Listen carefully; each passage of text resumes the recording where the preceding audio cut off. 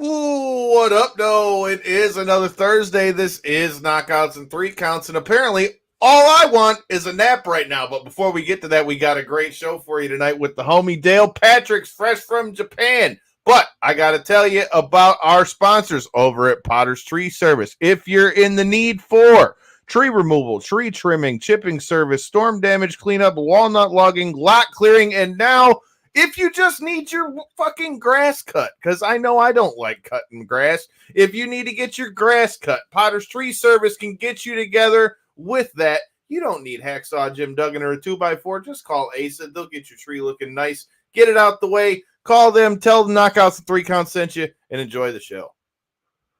All right. This is the Ring of Honor, a.k.a. Shane T-Boy, the baddest champion you ever seen, boy. This is Mr. Anderson. This is good old JR Jim Ross, and you are listening. You're listening to Knockouts and Three Counts. Cover! We got us a new world champion! That might be one of the craziest knockouts I've ever seen in my life. Knockouts and Three Counts is the podcast, baby! It's the real deal, baby! Knockouts and Three Counts starts now.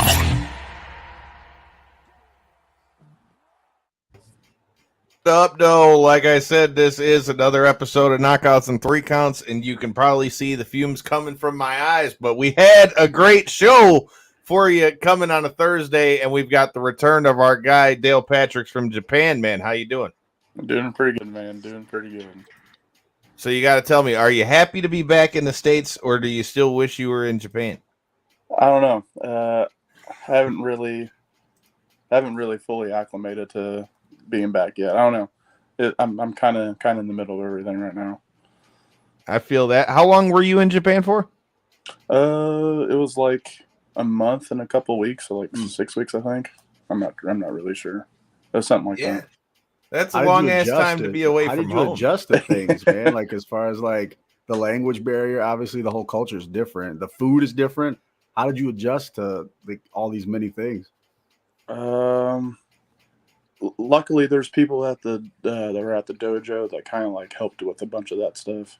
I kind of knew some of the words to get me by, but I didn't know obviously like how to put together a whole sentence or how to talk to someone and get exactly what I want. But I was just trying different stuff, and that's how I was able to pretty much stay fed or get some stuff in me. So that'd be my first order of business is how do I order food properly? Right? Yep. I'd have to get that out of the way. Some places did have like an English menu, but I mostly went off of like look and I don't know. Yeah, something like that. That's a good way to do it. And go off the way it looks. If it looks good, I can eat it. Hey, bro, I don't know how I would do in Japan, right? Like, so I don't mind sushi at all. But again, like we've talked about with the Crohn's thing, people ask a lot of the time, why do I just eat cheeseburgers and chicken? I mean, besides the fact that cheeseburgers and chicken happen to be like two of the easiest things that you can get most of the time. I mean, I'm just saying, like, especially in a place like Japan, my luck, I'd be like, holy shit. Please don't let me eat something that's going to be making me feel like I just went through a death match before I got in the damn death match. Say the wrong thing and they give you something. I'm just saying, bro, that would be my kind of luck over there. And I swear to God, would be like one of my biggest fears about being like overseas or something like that. Because holy shit. Since we're on the topic of food, did you try anything like off the wall? Try anything that you never would have thought? So one of the nights we're in Osaka, we went out to we got like the sponsored dinner we went out to, and the place was already like the tables were already set and whatnot, and there's like this bowl of like octopus, like arms and just a couple other things I really wasn't used to or haven't like tried before. And then he was scared of the octopus's grip. I was scared of the octopus for a second, and then I tried it, and it was just fine. But there's like sushimi. We had plenty of beer. Got to have plenty of beer. That always helps.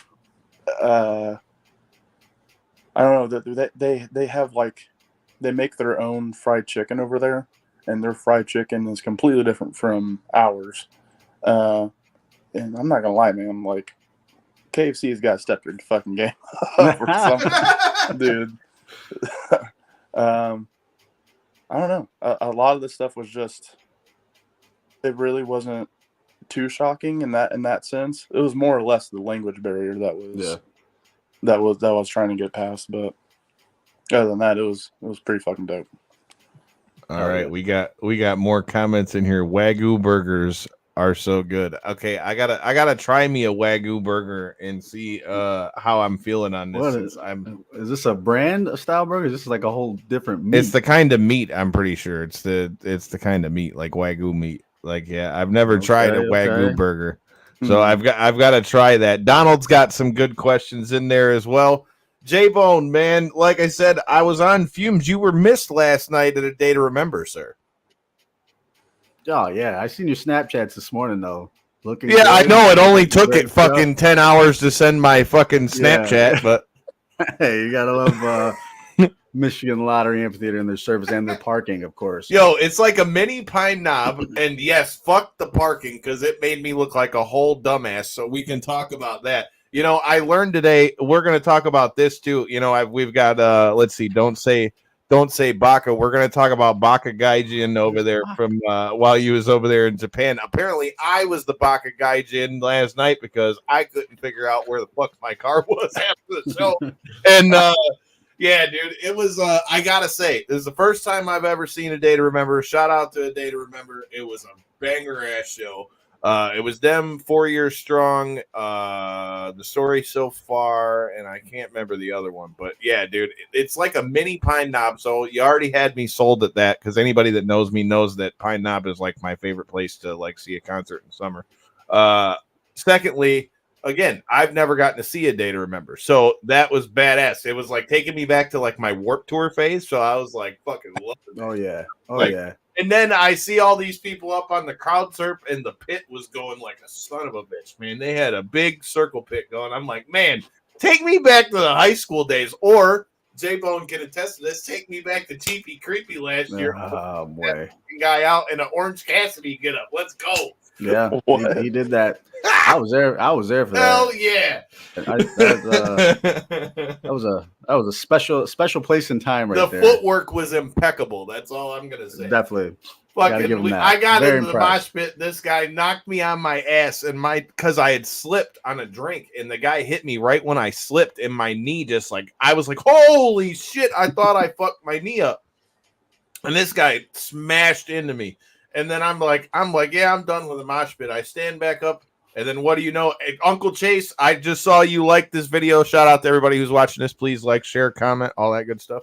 But Uncle Chase was there too. And then what do you know? The next thing you know, I'm sipping on my drink, got my shit going back through. I ended out in the middle, and I see old boy kind of lock eyes at me, and he comes like full bore coming at me. I was like, you're not doing this to me twice, motherfucker. I ducked my shoulder and back body dropped his ass into the middle of the fucking pit. Great time to be alive, dude. Dude, and it was hardwood floor too. Like, bro. That fucking sucked for my man, and I know it too. He didn't come nowhere near me the rest of the fucking night. Creepy Cheapy is definitely a special place. Dude, we gotta get our tickets. Cheapy Creepy, if you hear this, I would love to like give away some tickets for this shit because it is like the best thing of my Halloween like every year. Bree, what up though? I see you in the comments. You've still got to make your Cheapy Creepy debut as well. But yeah, dude, that was a hell of a time last night and that Cheapy Creepy last year. So I could definitely get down with some more Halloween fun. Dale, you get down with Halloween like that? Oh fuck yeah, dude! Hell yeah! Halloween's like Christmas to me, dude. We got to get him to Detroit and invite him to go to Cheapy Creepy with us. Yeah, dude. I've never. You will not be disappointed. I promise you that. I have gone. We've gone to what? 2 or 3 of them together. I think 2 or 3. Yeah, we've been to like 2 or 3 of them, and I've had a fucking blast every time. So they have like different cover bands that play both nights.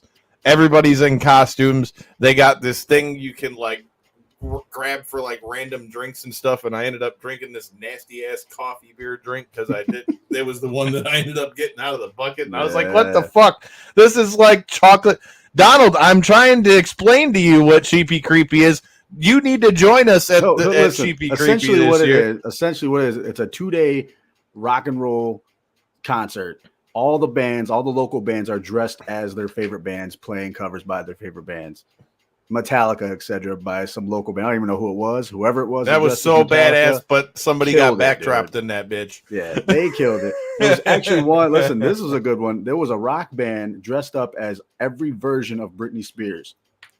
And they rock and rolled Britney Spears songs, which was pretty damn dope. I'm not gonna lie, it was actually pretty funny because at first sweet. I was kind of like, "What the fuck?" But then after like they got going, I was like, "This shit ain't actually." Yeah, it's a drunken, great Halloween party, costume party, probably the best one around. See, so. I tried to tell you to come. You were the one said you already had a costume and shit and didn't show up. That was your fault. It's going down this year. We're all going together. Yes, so. Dude, I'm with it. Let's go, dude. I'm with it. I'm down for some good concerts. Anyway, back to Japan. Let's not talk about. Yeah, let's talk about Japan, dude. Okay, so last we talked, you were talking. I mean, that's kind of how we tend to do things around here. That's why people. I'm still looking up Wagyu meat. See, look at you. You're thinking with your gut. See that? Actually, it looks really good. Donald says he's going as a fat redneck. Donald, you would fit right in there, brother. I'm telling you. You wouldn't even be the oddest. Hey, remember when that guy was dressed up like Danhausen?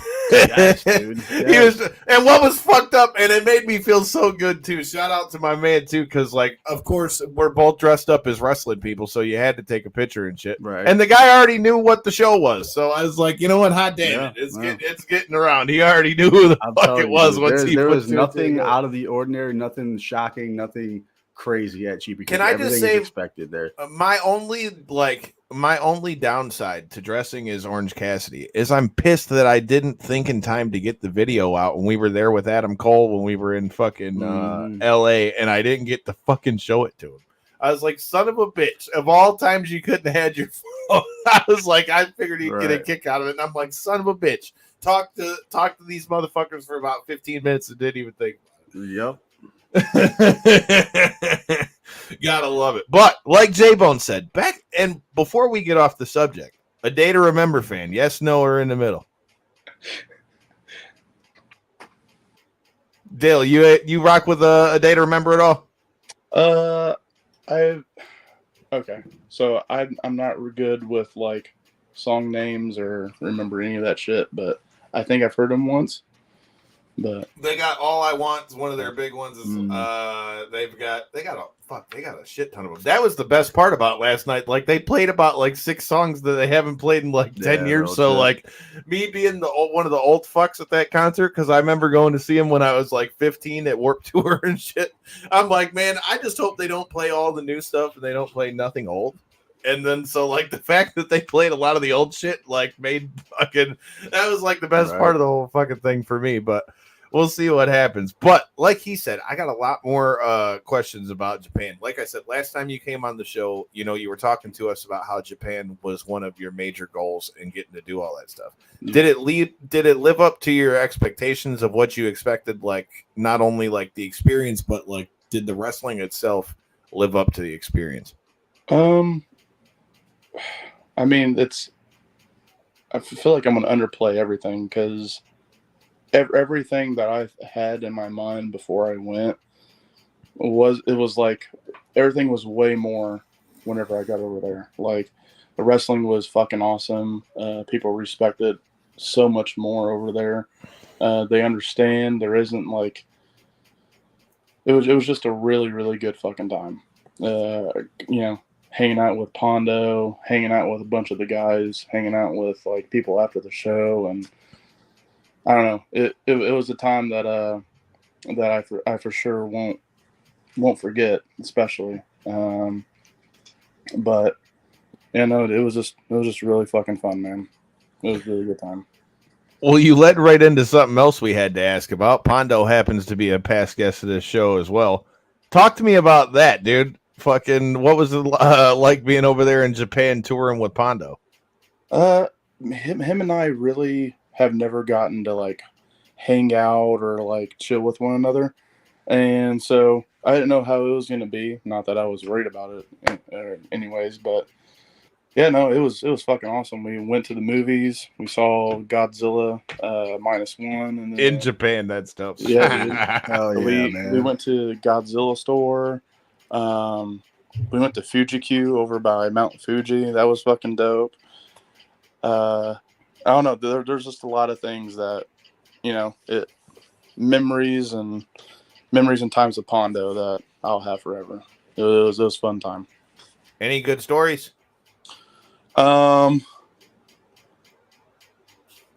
Yeah, but they're like dojo stuff. You know what I mean? Like Okay. I get you. I'm not trying to sound like a dick, but No, you're straight. we'll leave it there. You're straight. You already pick up what you're going down. Well, with that being said, we already got some questions from Donald in the comments, which I definitely have to ask this. So, first of all, before we get into the matches or anything, what are your thoughts? I gotta know what's up with the whole Baka Gaijin thing, man. I read up on it, the fucking stupid Gaijin thing. That's what that really means. Yep. So, dude, what the hell, man? I mean, you're over there kicking ass and taking names over there. How the hell did that come to be? And what were your thoughts on all that stuff? He told me that that's what the name was, but they've been doing it for so long, and it's so ingrained in the Japanese mindset and pro wrestling over there that it wasn't bad at all. I mean, just look at us. We're all fucking goofy and stupid, and some of us aren't the smartest, but it just fits right in with who we are. So I had to ask about that because at first I'm like, oh, this like until I like read into it, I'm like, oh shit, he already got him a fucking nickname and shit over there, and I'm like, oh shit, yeah, they're fucking calling him a dummy. That ain't good. The best part was so Nakatani is the referee, and he posted something. He posted this thing about calling me like Shin Bakugaijin. So I was like the new Fortune dumbass. So I don't know. We got people in the comments. It means stupid foreigner. It's the name of the faction. I said, yeah, dude. Like I did some learning today. Like I said, I'm like, what the fuck, man? Like, I knew what Gaijin meant, but then I'm over here like, oh damn, now they're talking shit too. But oh, wait a minute, it's part of the faction. So tell me about the faction that you got to be part of over there, man. Like, we got some people dropping it in the comments. So Pondo originated the name and created the entire faction, and so him and Necro just has been a team over there for however many years. And I don't know, just recently they started doing bringing other Gaijins over there, and I don't know, a lot of stuff kind of like kind of fell into place whenever I was over there. I don't know, it was a fun time. Hell yeah. What was the biggest shocker you had over in Japan? Was it the customs? Was like there a big shocker as far as like working, like as far as language barrier or anything? Like what was the biggest thing that threw you off about Japan? I wouldn't say it was like a thing that threw me off or was a shock. It was frustrating because obviously I couldn't speak their language. So whenever we would talk about what we're going to be doing, it was kind of hard to like relate what my ideas were or anything like that. Not that I thought I had a place for to say anything or like give any of my ideas, but it would have been. I wish I would have done more of my own research and actually like studied the language and did all that stuff to kind of help with it, but we got to get you a Rosetta Stone before you go back over there. I would imagine that's got to be one of the toughest parts. Yeah. Is like setting things up like that. You know what I mean? Yeah, especially like ordering food at some places. That's real difficult. Pointing and you know, I want maybe saying that. that. Yeah, yeah, and then you're that. Yeah, And then you're that guy. Yeah. I don't know, but I'll say the language is probably the one thing I was hard on myself about because I wasn't doing the studying or like taking the time out to learn it. So that was on me. Gotcha. Well, we do got some of these questions we got in here. Donald has already had some bangers. One of the first ones that he threw up in here that we definitely got to talk about. What was it like main event in Corrigan Hall, man? I mean, everybody talks about Corrigan Hall. You're getting to not only go to Japan, but your main event in Corrigan Hall. That's a hell of an accomplishment. So I feel like I'm saying some cliche ass things that everyone else has said, but whatever. But it was obviously a passion and a dream of mine to always, at least wrestle in Corrigan Hall, let alone like never thought I would main event it. Like when I was over there, when I was, it was just so real. It was definitely an emotional time, especially that night. Just a lot of things happened that night. It kind of like happened all in succession. So it was kind of like all in one big emotional ball. And so it was fucking awesome. Definitely appreciative and, even grateful for even being in there. Like all along the walls on the, in the corridors, there's like the old boxing title belts, and they'll tell like what year everything was, and they had promotional like flyers of like wrestling companies or the boxing shows that would happen there. I don't know. It was just a lot of fun, and it was cool seeing a bunch of the stuff. Did you get to check out any of the boxing shows? Because that's another thing that's like Sadly really not, underrated. Man. Is like being a fight guy. People do not realize how big. We all know MMA is big in Japan, but boxing too. Like Japan has like a lot of good boxing over there too. Like Japan. So they have a TV and this DVR at the dojo, and they have some of the boxing shows on there. So I was able to watch it, but I never got to see it in person, which would have been fucking dope. But yeah, no. Yeah, dude. It's like Thailand, Luckily, as anybody that's been watching the show, so my mom was getting ready to go over to Thailand and was talking to me about some of the fights and stuff over there. I was like, yo, if you go over there, like if you get to see any of the fights in Lumpini, like, dude, it's fucking insane. Like, so one of my Thai coach from when I was a kid, he's also the coach for our guy Austin Bashi, who's getting ready to make his debut on Dana White's Contender Series in September. Make sure you watch out. But with that being said, Métis is like 135, 145 pounds, straight from Thailand, like 6-time Lumpini champ, and he's the nicest guy you'll ever see in your life. But I can't tell you how many times over the years I've seen people come in and he'll hold pads and they just like try to throw like this hard ass leg kick or some shit, and he's like, "What the like?"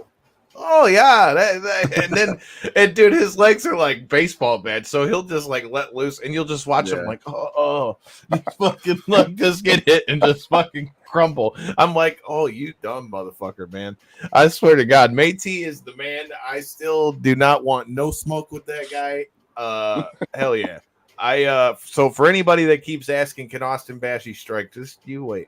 Yeah. You wait and catch a head kick. Hopefully we see you're gonna hear that name. You'll hear that name in the future a lot more. Promise you that. Yeah. Dude, he had another dominant performance when we were there at Lights Out, but I'm ready to see him do his thing in UFC. But yeah, I was just making that point because like in Thailand you see all those fights and stuff like that over there. It's definitely one of the things I wanted to hit.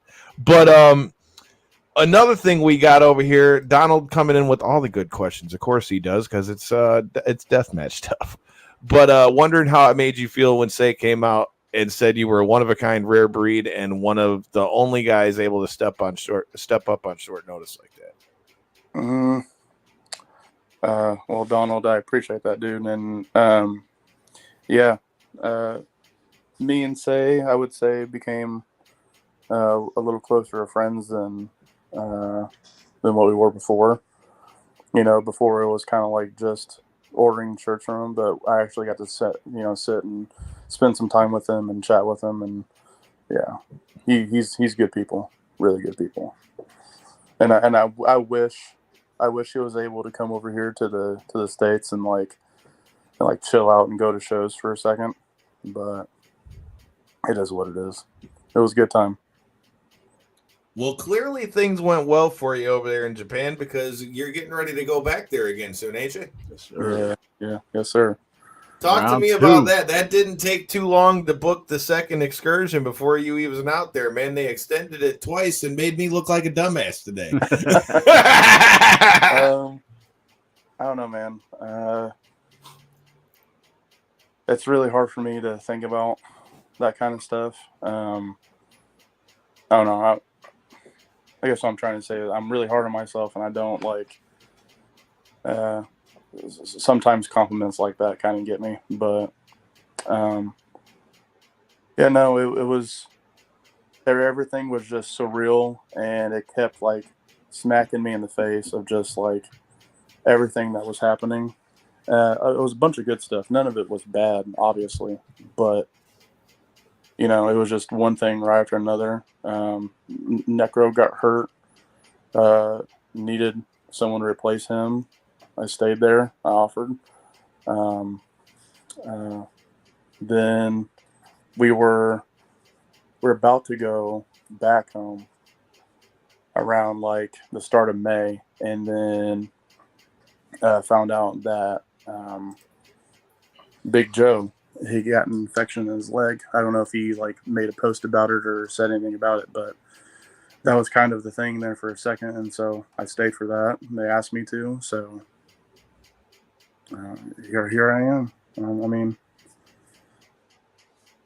hey man, I don't know. like to be invited back though, I mean that just compliments your work. You know what I mean? That speaks volumes to what you did and the impression you made. And for a performer, I mean, we all know, Kyle. Everybody knows that for performers to be invited to Japan, to have that under their belt, you know what I mean? That it's one of the best accomplishments pro wrestler can have, because that's one of the biggest stages in pro wrestling is in Japan. So the fact that you made it there, man, congratulations first and foremost, but you deserve it, dude. So take it all in. Yeah, dude. So when they asked me, I was back for like a day when they asked me back, and even then I was still kind of in shock. I 13 years of doing this stuff, and I know other people have been in longer, and going through what I went through, at least on my story, having this all happen was made me realize a lot of things about life just in general, and the wrestling side of everything. Definitely more appreciative of the things I have now and the people who are around and the life I'm living than what I did before. Taught me a lot as far as like being a man and taking care of what I need to take care of, and start having the confidence and appreciate just the things that I know I should, but still fighting the being uncomfortable when people are saying good things and all that stuff, because I'm always thinking in the back of my head like, oh, I could always do better, or I could always improve in this way. So I don't know. Honestly, everyone saying a bunch of the things they have said means a lot to me, and just really, really grateful for a lot of the people in my life and a lot of the things they've said. So.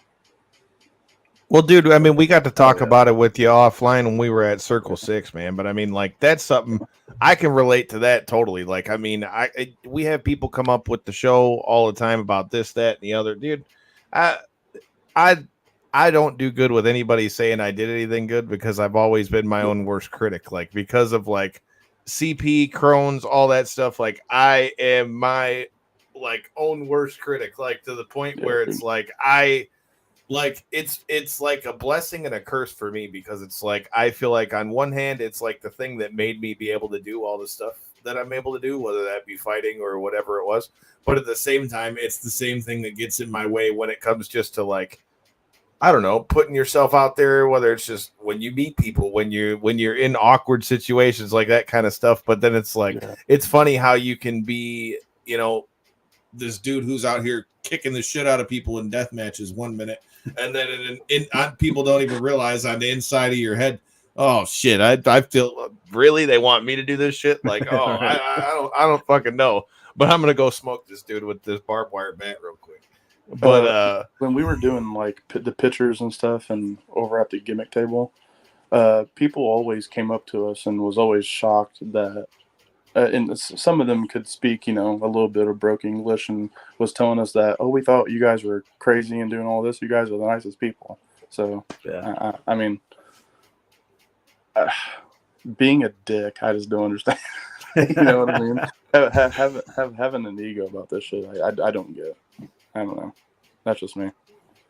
Gotta love it, dude. Well, Donald is like the encyclopedia when it comes to like the deathmatch stuff. It's talking about how Big Joe had a 2-piece inch of glass stuck in his leg. Joe put the video of him pulling it out. That'll do it. That reminds me of the old Triple H joint when him and Cactus Jack had that match at Royal Rumble, and his fucking legs just gushing all over that the nail fucking place. Yeah, no, it was that jagged piece of wood he got. When he got suplexed and it fucking stabbed him in the leg, and then he goes, "Oh, I didn't realize I was bleeding that much until I realized my boot's filling up with blood and shit." Funny story. I was wearing my Royal Rumble 2000 shirt yesterday at a place that I won't say where it was, but we were we were there, and then somebody's like, the most random, like, "Oh, nice shirt." I'm like, no shit, they gotta be cool people if they know what that is, dude. shout out to Homage and the Royal Rumble shirt. But what do you think? All right, that's a good question. So what do you think about Tommy Vendetta being one of the next one to come over there with y'all on one of these tours, man? Let's go. We'll have some fun. It'll be a shitload of fucking fun, I guarantee it.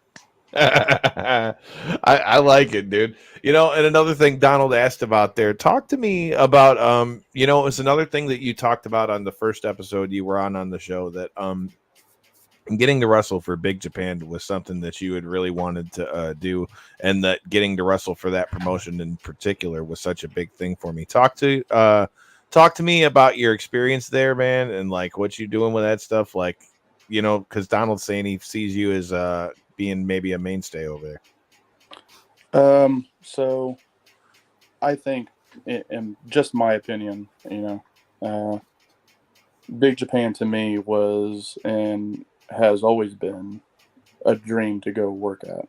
You know, other people, you know, they think All Japan and all this stuff.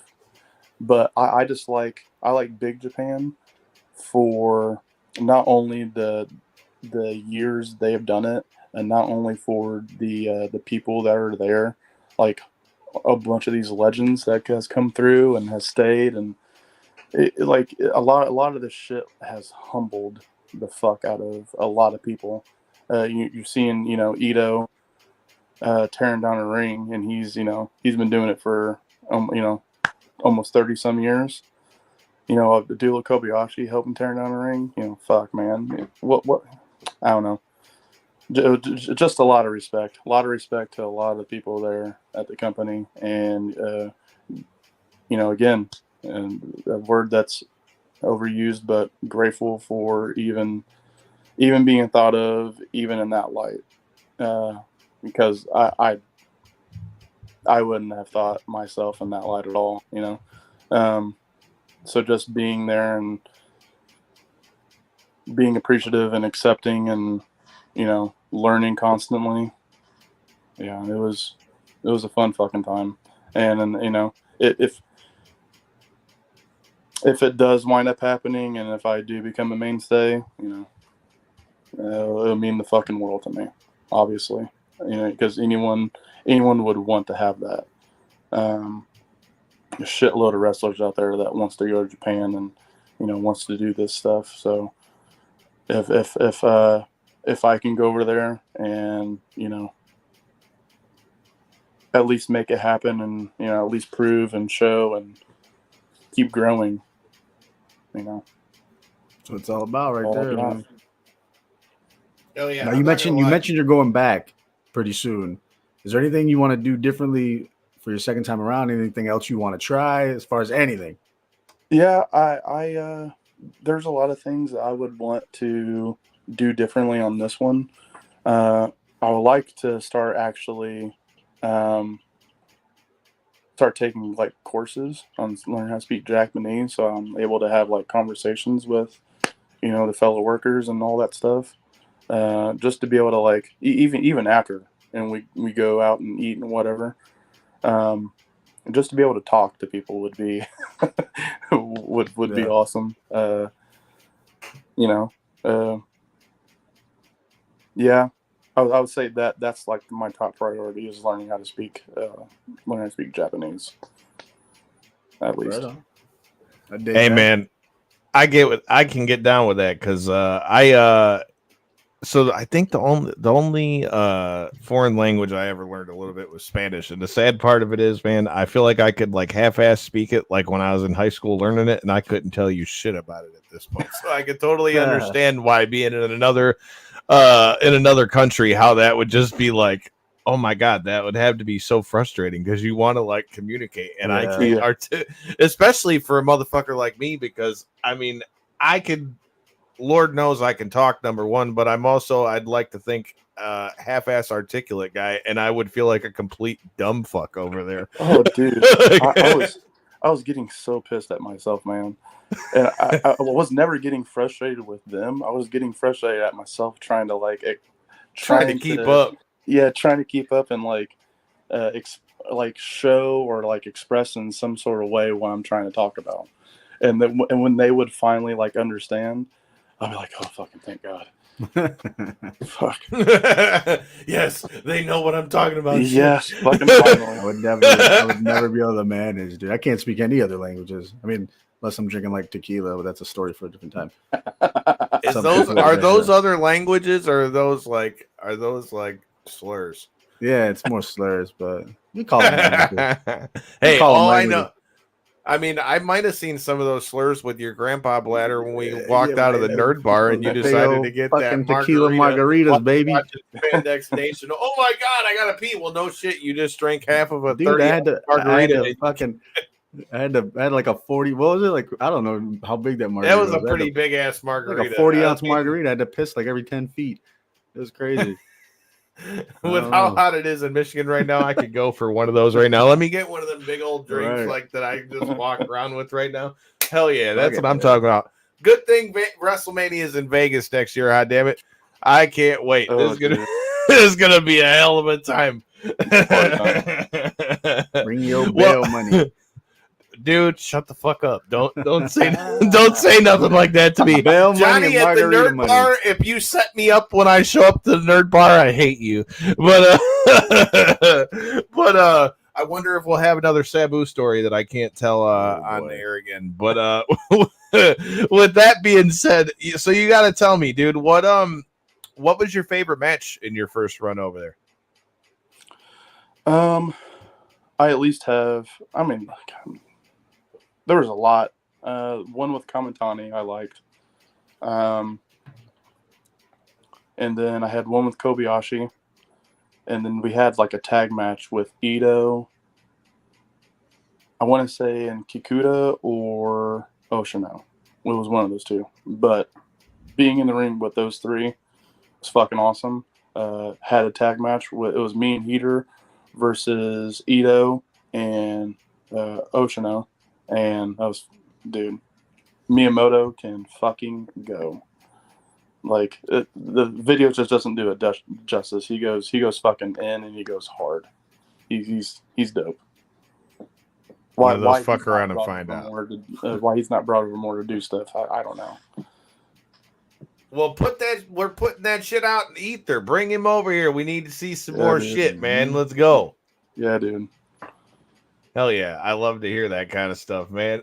I don't know. I feel like we've covered the gamut. Well, as you head into your next run in Japan, like, we talked about what it would mean to you to be like a mainstay for Big Japan and things of that nature. But like, what are some of the goals as you go in this? Because now you got to feel a little more like you said, you feel more of what you're getting yourself into. Yeah. You know that not only what you were doing was working, but you clearly were making a name for yourself while you were over there.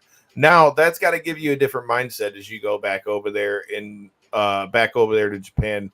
In this sense, is it like a list of people like you'd like to work over there, or like what's the goal list look like? Goal list for right now is, again, if the mainstay is a thing, which given everything, I would say it is, but I'm not going to assume that, is going to continue to, bust my ass and, show them that I'm wanting to be here for years on end, and not just for a year or, something like that. I like to be a constant. I need to start for me. I want to put it in the category of, you're able to do business and you're able to do all that stuff, but being able to take time for yourself and hang out with some friends, that's pretty fucking dope. I like to do that a little bit more. Again, learn the language, so I'm able to actually speak and have conversations with the people. I think that's it, man. I mean, the rest of it, I just got to go over there and I just got to do it and live through it. If I'm being completely honest. But yeah, I would say those list of things right there is on top priority right now. I like it. Well, speaking of things while you were over there in Japan, Donald brings up another good question. Again, we talked a little bit about pride in Japan and the MMA background and all those things. Do you feel like when you were in Japan, do you feel like Japanese style showcases more actual wrestling than the American style? 100%. It's a whole lot more respectable over there. And you're probably going to hear me say that a couple times, but they really do respect the performance side of everything and the sport of wrestling than what is over here. And that was a major shock too, going from the American wrestling scene over here to the Japanese wrestling scene. It's two totally different animals, and so you got to learn how to like switch up your styles and do things. And even when you're coming back over here, like you're seeing some of the things that they wouldn't even think twice about doing over there. You know what I mean? It puts a lot of thought in your brain whenever you're going back and forth and you're trying to acclimate to it or something. I don't know. It's fucking cool. Just being able to experience the different side of professional wrestling was dope. Oh yeah. Like I said, I love watching stuff from Japan as well. Like I said, so that was a good question. But I mean, hell, that leads us to a perfect way to end this fucker. So anybody that knows the show knows that we've got the locker room etiquette segment of the show, and you got to add to that in your first one. But now you got to tell me. So since you've been in since you got to go over in Japan, would you add anything to the locker room etiquette list of things that you should do, shouldn't do in the locker room, or shit that annoys the hell out of you? I don't have anything that annoys the hell out of me, but some of the stuff they were doing, like they would lay down tarp inside of the locker room at least to make it easier for cleanup on blood and all that stuff. I don't know. That'd be cool to start seeing, at least over here. I know some places do it, but I don't know. There really anything that pisses me off over here. I really don't pay attention to other things that people do. I'm sorry I've given you just like a shitty answer. You're all good, dude. I just figured there might be a funny one coming from Japan with all that stuff. It's funny to hear you say that because like us covering MMA, like me and J-Bone were just doing commentary for fights. What was that? 2 weeks ago? Shout out to Lights Out Championship. And we ended up with this chick's blood all over my fucking phone. So it was dude. Hell yeah, dude. 19 It years was like old, a- doesn't give a fuck. Like a And then we find- drive-by, just crime scene spray. Just Bro, and then the best part of it is then we find out after the fight that the chick's nose was fucking broke before we even got into the fight. So she had a black eye coming in, her nose was already busted, and then she gets in there and wins the fucking fight. Dude, these fucking girls were brawling, getting at it. dude. They were going at it. That might have been the fight of that card. Yeah, Like if I'm being 100% honest sure. with you, them girls got at it, and for that girl only being 19 to be that much of a dog, my hat's off on that one. Yeah, they beat the shit out of each other. Definitely. I remember on commentary, literally looking at my phone, and I'm like, damn, they're really getting at it. I even got blood on my phone. Yeah, I'm glad I didn't wear white that night because that would have been rough. You were too busy stealing shirts out of the Rock's closet. Yeah, like that, didn't you? It's a good look. Hey. It was a good look. 1998 hey. Rock. It wasn't Look here. $5,000, I promise you that. I bet it wasn't, and I wasn't telling nobody. You're the one snitched on yourself. Hey, I just it's looked all like good. I was ready to, It's all shout good. out to Roosevelt's. I love them damn shirts. I need you guys to like hop in my DM. I'll wear one every week on the show, man. I looked like I was ready to go one-on-one with the Undertaker. I had the Undertaker Mankind Boiler Room Brawl shirt on, so all over it you got like Paul Bearer with the earned over Mankind's head, and then you got Mankind with his face all jammed up against the Boiler Room Brawl sign. Dude, that shit was crispy. Purple and black with the white and black ones. What do you know about that shit? I'm with it. Yes, sir. Yo, they don't call me fresh to death for nothing. I'm gonna make it a scene at the damn commentary table, man. Hell yeah! Shout out to Tommy Bags. Well, dude, with all that said, if you've got anything else you want to cover, anything else that's coming up, or anything you want to let everybody else know, the floor is yours, and we'll definitely have to do this again after you go kick ass in Japan again. Yeah, absolutely. I got a few shows over here that I'm part of until I go back. And then I got the ones I have. There's Loco Wrestling on August 23rd, and then August 17th in New Jersey for H2O. And before I go over, I have AWR the 21st.